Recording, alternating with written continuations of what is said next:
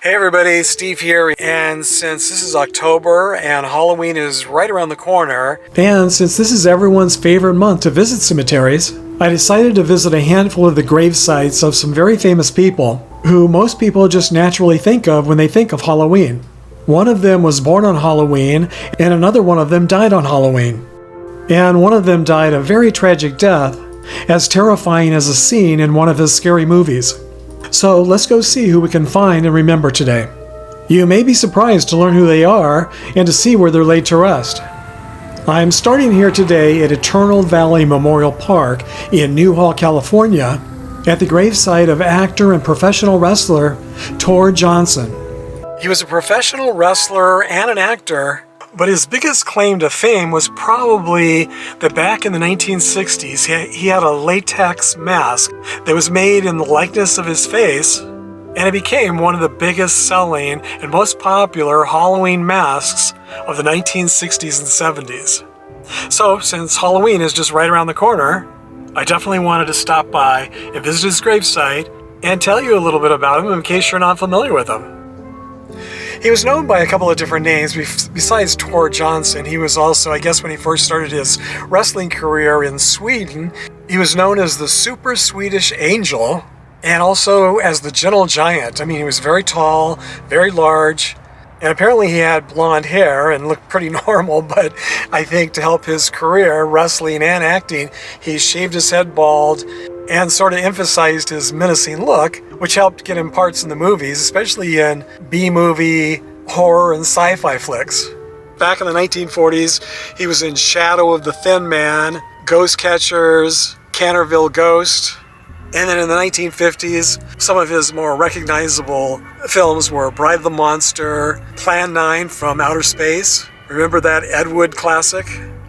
Night of the Ghouls, and The Beast of Yucca Flats. He died from heart failure in San Fernando Valley, which is not far from here, on May 12, 1971, and he was either 67 or 68.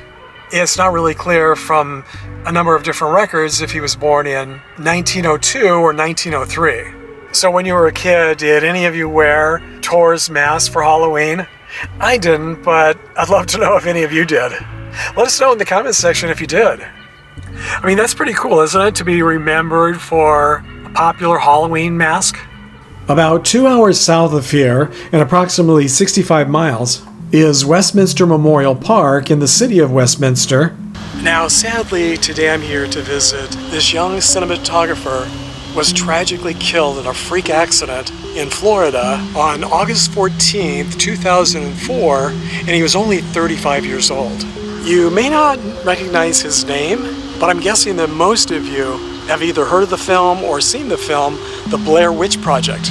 It was a 1999 independent film that went on to gross almost $250 million worldwide, becoming one of the biggest indie picks of all time. And I think it was the 10th highest grossing movie of, I'm not really sure if it was 1999 or 2000. And Neal Leslie Fredricks was the cinematographer. So how many of you remember seeing the movie? I'm not really into horror movies, but I even saw it.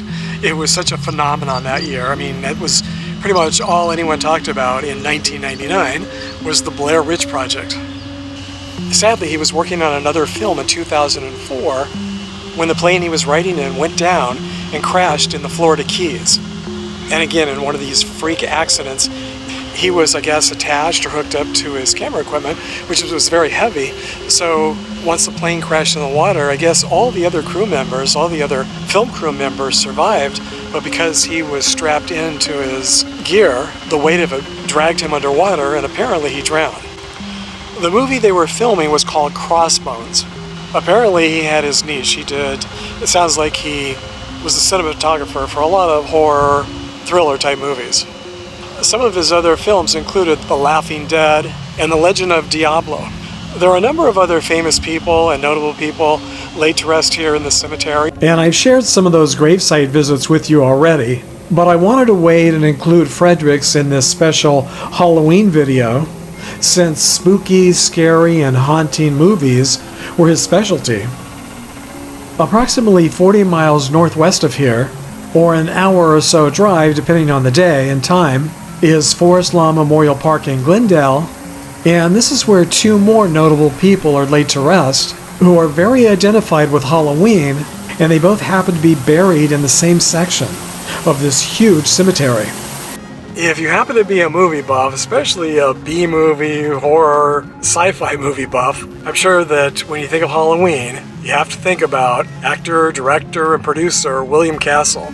He was a master of the low-budget B-movie, Halloween variety, spookfest movies, with movies like Macabre, The House on Haunted Hill, 13 Ghosts, and The Old Dark House. Those are just some of his classics. He was also the producer of one of the most iconic horror films or Halloween classics, Rosemary's Baby.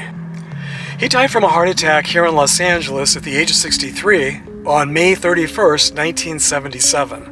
And I don't know if it's spooky or if it's just one of those weird coincidences that always seem to happen to me in the cemeteries, but as I was searching around looking for his gravesite, I was having a hard time finding it, even though it did have a GPS. And all of a sudden I look down and I see the gravesite of someone that I was planning to look for today, but I was running out of time, so I thought, well, I'll just have to come back another time and search for her gravesite. But there it was, right in front of me. Surprisingly, they both just happened to be laid to rest here in the Garden of Ascension section. Back in the day when I was growing up, singer and actress Ethel Waters was a huge name in the entertainment industry. She appeared in such classic films as Cabin in the Sky in 1943, and she was the second African American to be nominated for an Academy Award. She was nominated for Best Supporting Actress for her role in Pinky in 1949. She was also the first African American woman to be nominated for a Primetime Emmy, and she was the first African American to appear in her own TV show. Way back in 1939, she was the star of the Ethel Waters show, and later she went on to appear in the popular TV show Beulah. But she's probably best remembered today for her many hit songs, including Dinah, Am I Blue, Stormy Weather, and His Eye is on the Sparrow. And the reason I wanted to include her today is because she was born on Halloween, October 31st, 1896. She was born in Chester, Pennsylvania, but died in Chatsworth, California from uterine cancer and kidney failure on September 1st, 1977, at the age of 80. I always find it sad how someone who was so incredibly popular, just a little bit more than 40 years after her death, is now barely remembered by most. She certainly was a major talent, and maybe even more important and memorable, she was a major trailblazer in her profession and helped open the doors for so many others who followed her.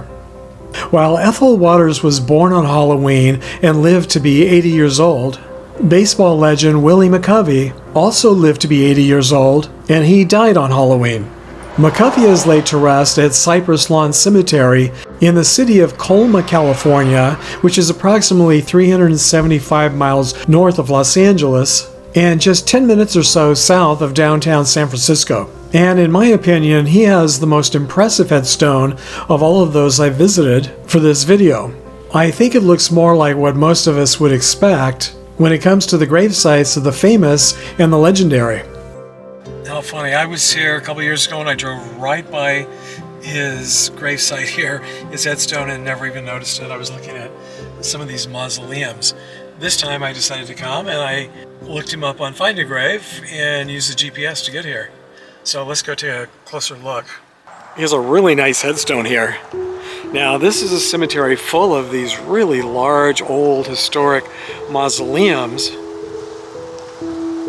But since this is modern day, not too many people go in for the older mausoleums anymore. I'm sure he could afford one if he wanted. But I like this really nice, impressive headstone that he chose. It's funny, earlier today, I mean just an hour ago, it was sunny and beautiful and the fog just rolled in from the San Francisco Bay, and it's windy too, windy and cold. Wow, look at that tree. It looks like the tree just completely fell down, or maybe that's just a big limb. Anyway, I'm getting distracted. So, Stretch was his nickname. Number 44, he was with the San Francisco Giants. Willie McCovey, January 10th, 1938, born in Mobile, Alabama, and died October 31st, 2018 in Palo Alto. That's a little south of here, about 15 minutes south of the cemetery.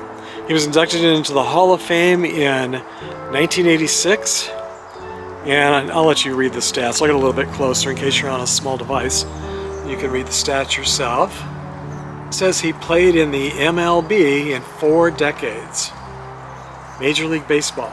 A gentle giant and a humble man. That's always a nice combination, right? And he's got a baseball here.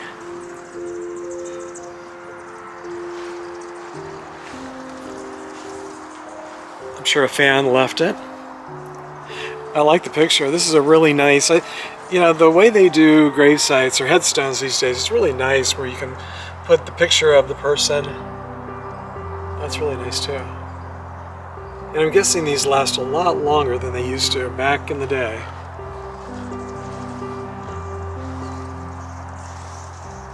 Let me see if there's anything on the backside.